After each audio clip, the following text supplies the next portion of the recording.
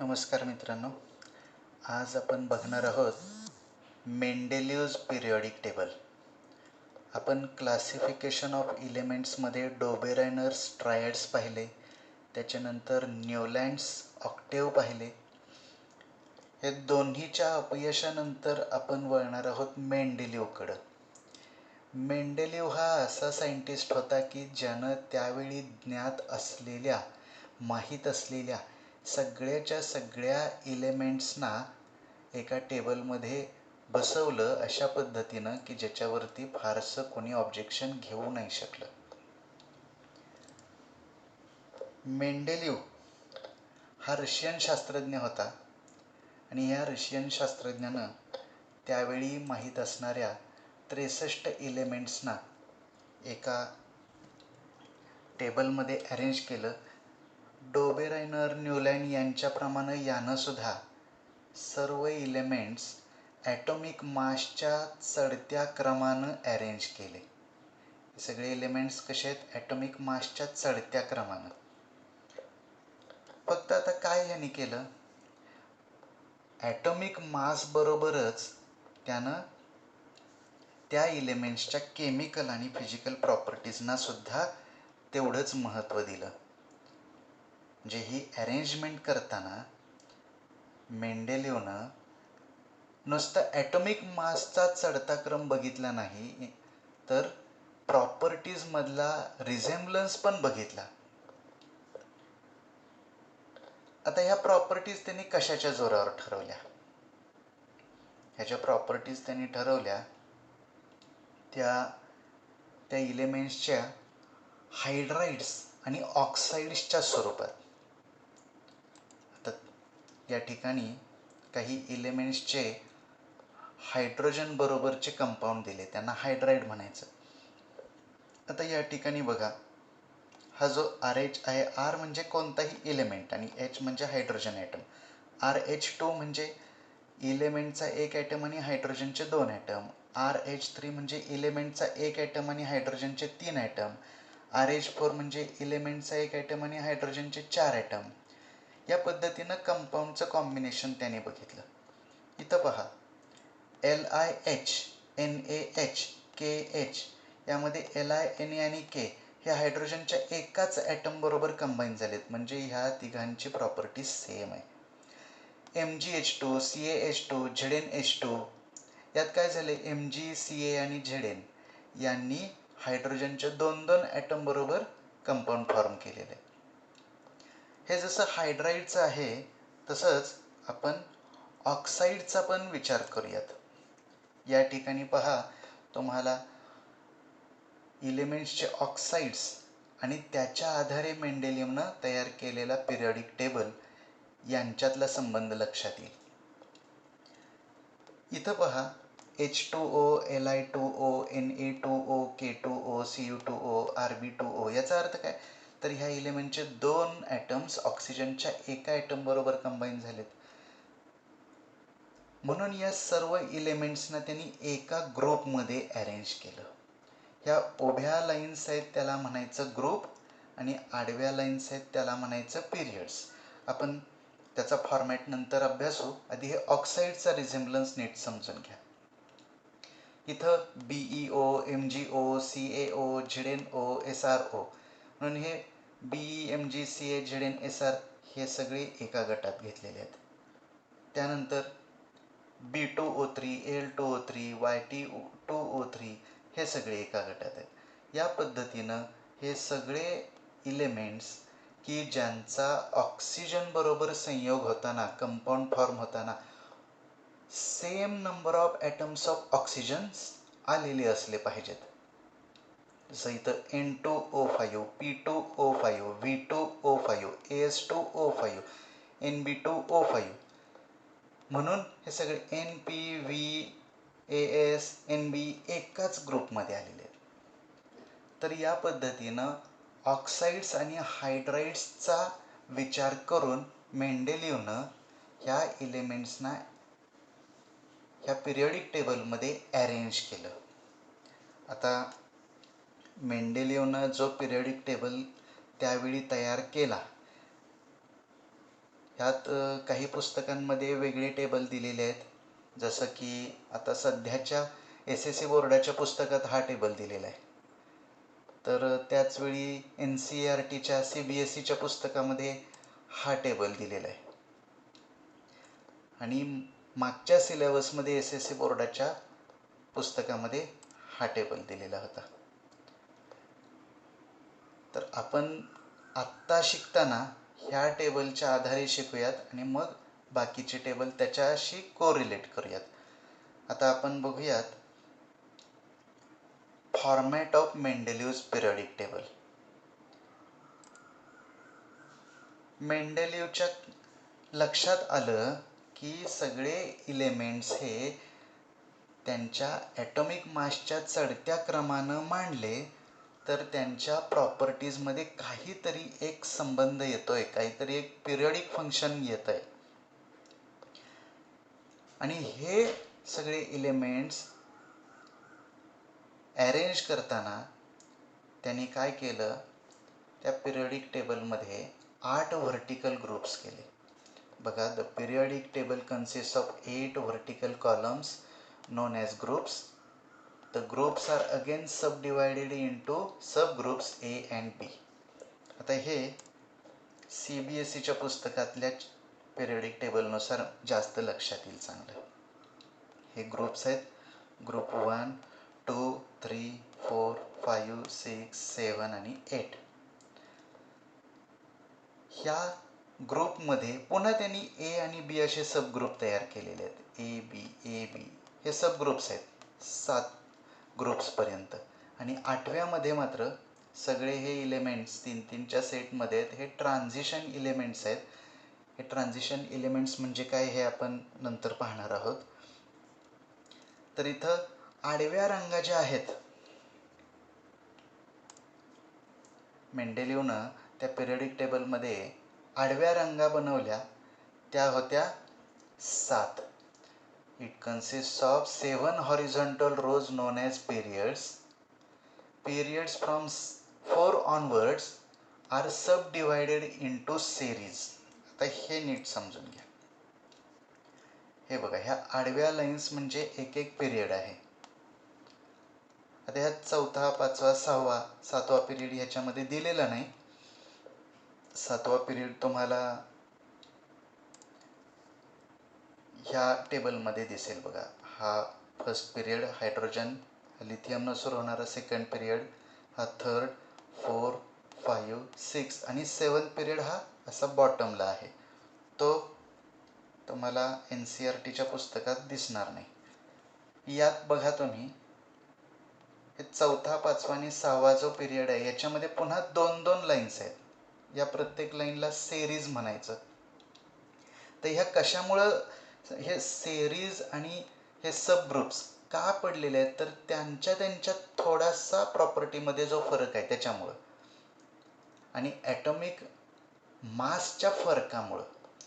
जसं की आता इथं हायड्रोजन, लिथियम, सोडियम, पोटॅशियम यांच्या प्रॉपर्टीज खूप सारख्या आहेत म्हणून त्यांना A मध्ये घेतलं आहे.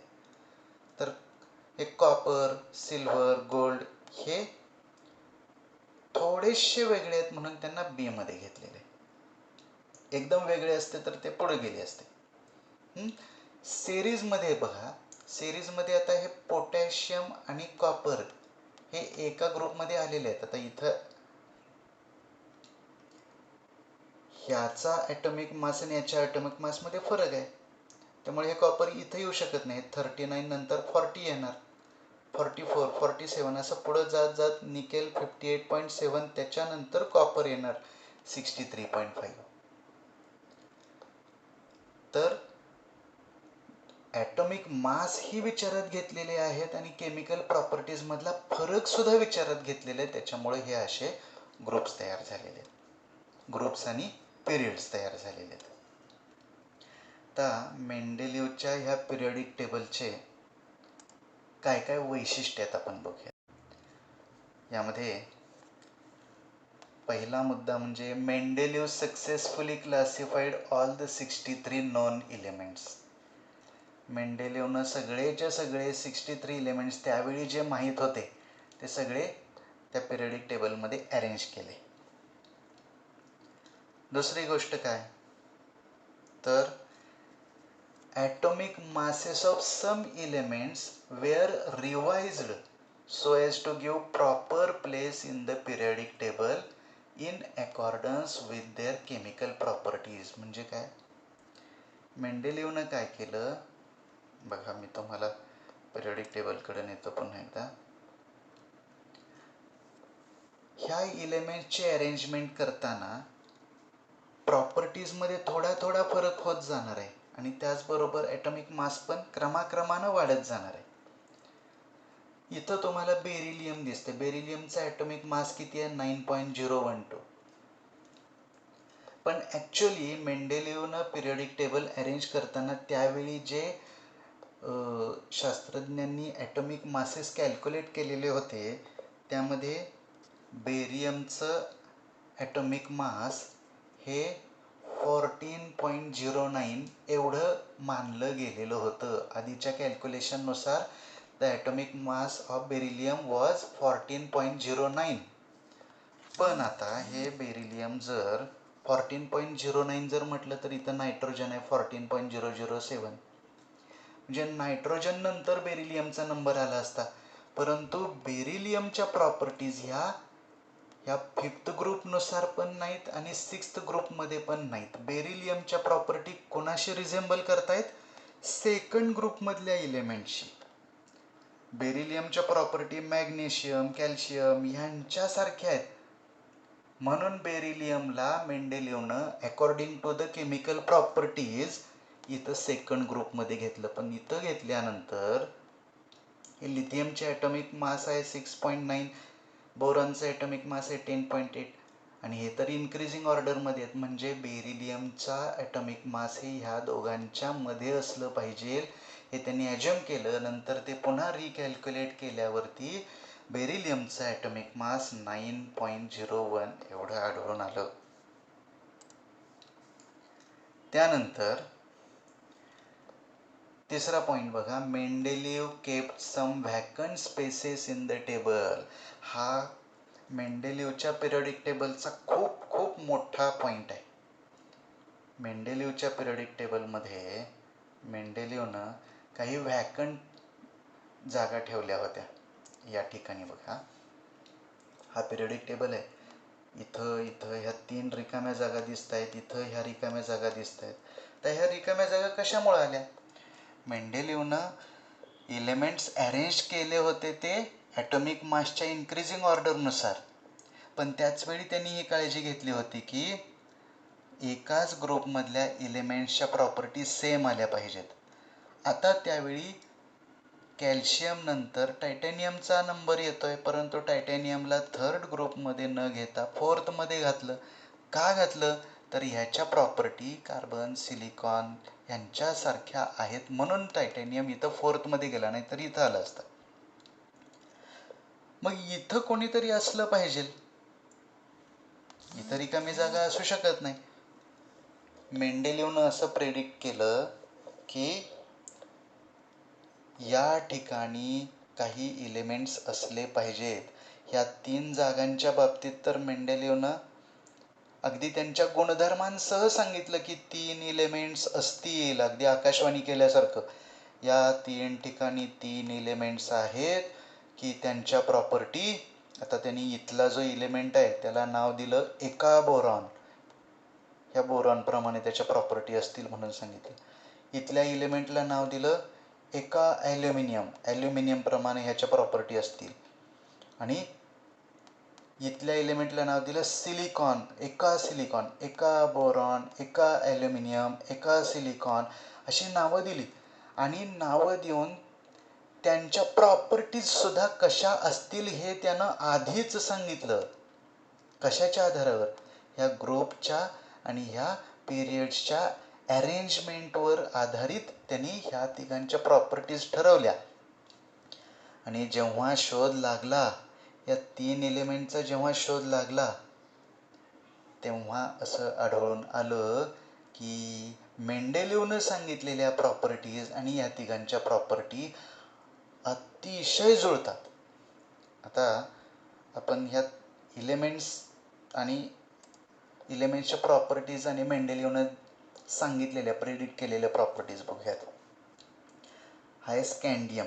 मेंडेलिव्हनं सांगितलेल्या प्रॉपर्टीज ह्या कॉलममध्ये आहेत आणि ॲक्च्युअल इलेमेंटच्या प्रॉपर्टीज ह्या कॉलममध्ये आहेत. स्कँडियम म्हणजे एका बोरॉन, गॅलियम म्हणजे एका ॲल्युमिनियम आणि जर्मेनियम म्हणजेच एका सिलिकॉन.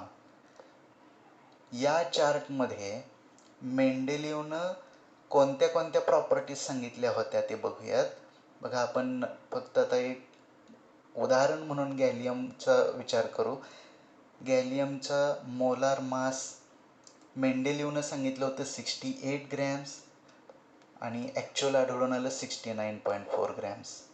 डेन्सिटी मेंडेलिव्हनं सांगितली होती 6, observe density 5.96, almost same. Melting temperature मेंडेलिव्हनं सांगितलं होतं की लो टेम्परेचर असेल, लो मेल्टिंग पॉईंट असेल. ॲक्च्युअली तो लो मेल्टिंग पॉईंटच आहे. 30 डिग्री सेल्सिअस म्हणजे आत्ता रूम टेम्परेचरला, आता उन्हाळ्यात हा गॅलियम लिक्विड स्टेटमध्ये असणार. मॉलिक्युलर फॉर्म्युलासुद्धा मेंडेलिव्हनं सांगितलं होता M2O3 म्हणजे ऑक्सिजनच्या 3 ॲटम बरोबर ह्याचे 2 ॲटम कंबाईन होतील. तर ॲक्च्युअली हा फॉर्म्युला सेम आला आहे Ga2O3. मेंडेलिव्हनं सांगितलं होतं की हा अमोनियामध्ये डिझॉल्व्ह होईल, याचं ऑक्साईड अमोनियामध्ये डिझॉल्व्ह होईल. तर प्रत्यक्षात ते गॅलियमचं ऑक्साईड अमोनियात डिझॉल्व्ह होतं हे आढळून आलं. प्रत्येक प्रॉपर्टी इथं दिलेली आणि इथं दिलेली अगदी सेम आढळून आलेली आहे. हे मेंडेलिव्हचं खूप मोठं यश आहे. मेंडेलिव्हनं आणखीन अजून एक पॉईंट बघा. आता मी मेंडेलिव्हचा हा पिरियडिक टेबल दाखवतोय. याच्यामध्ये नंतर सापडलेले सगळे इलेमेंट्स त्यांच्या जागा भरल्यानंतरचा हा मेंडेलिव्हचा पिरियडिक टेबल आहे. याच्यामध्ये आता ही जी लाईन दिसते, हा जो एक स्पेशल ग्रुप आहे, हा आहे इनर्ट गॅसेसचा.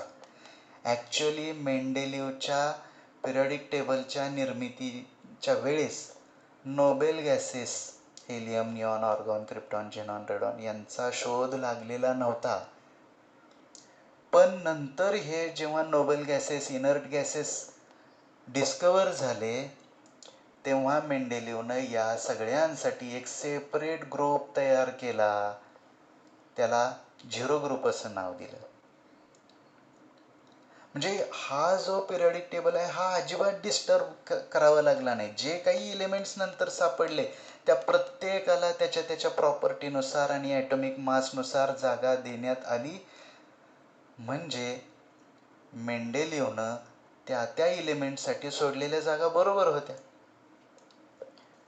आता मेंडेलिव्हचा हा पिरियडिक टेबल, ह्याचे हे एवढ्या उपलब्धी जरी असल्या, एवढे जरी ह्याचे ॲडव्हान्टेजेस असले, मेरिट्स असले, तरी काही प्रॉब्लेम्स मेंडेलिव्हच्या पिरियडिक टेबलमध्ये निर्माण झाले.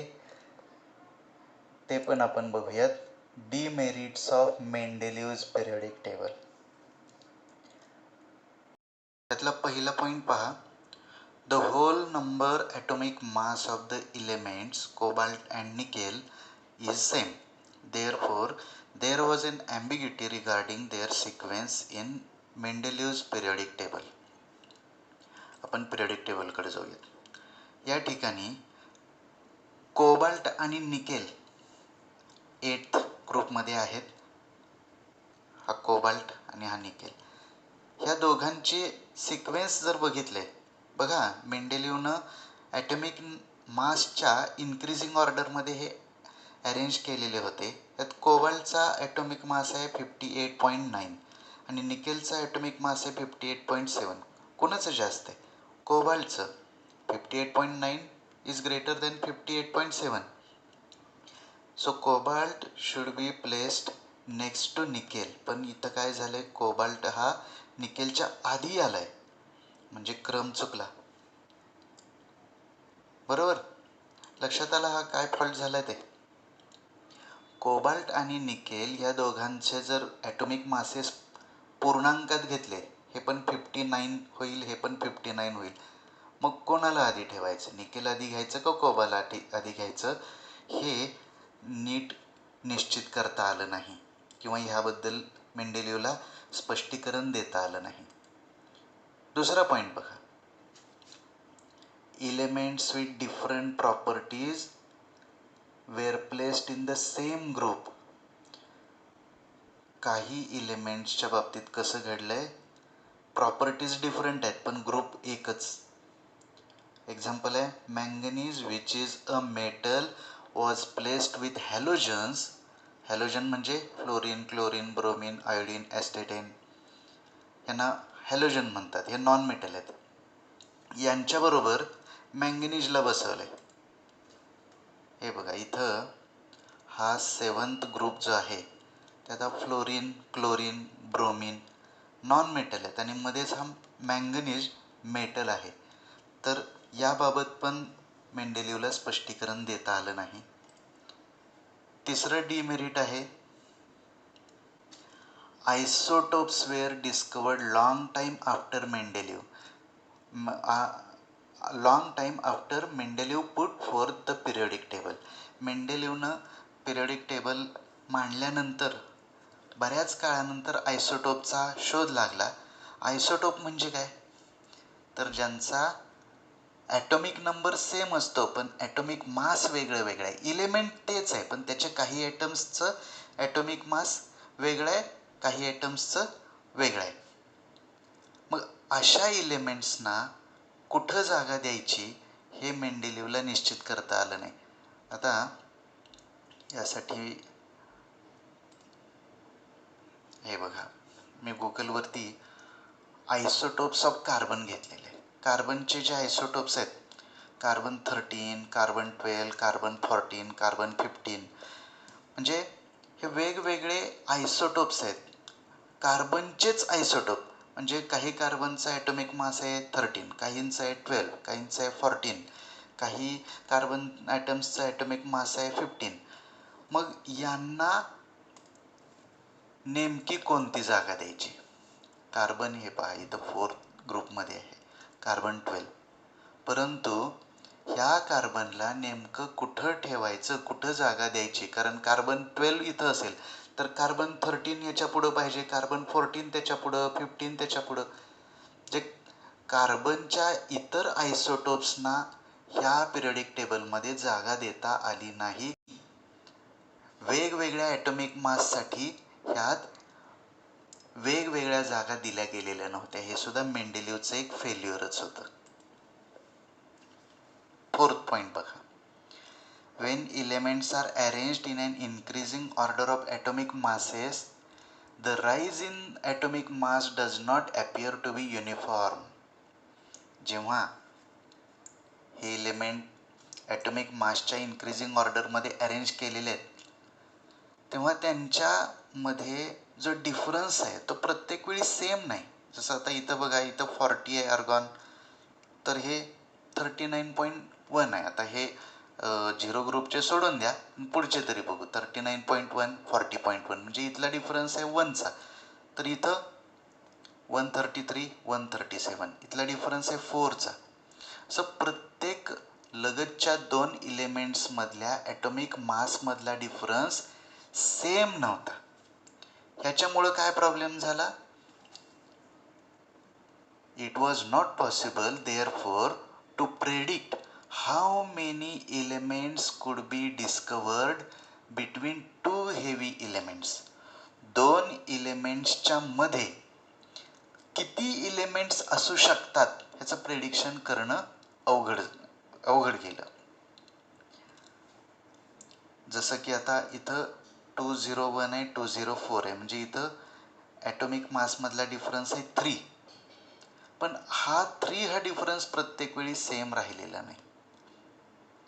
इथं 209 आहे, 210 आहे, इथं 210 आहे. म्हणजे ॲटॉमिक मासमधला डिफरन्स प्रत्येक वेळी सेम राहिला नाही.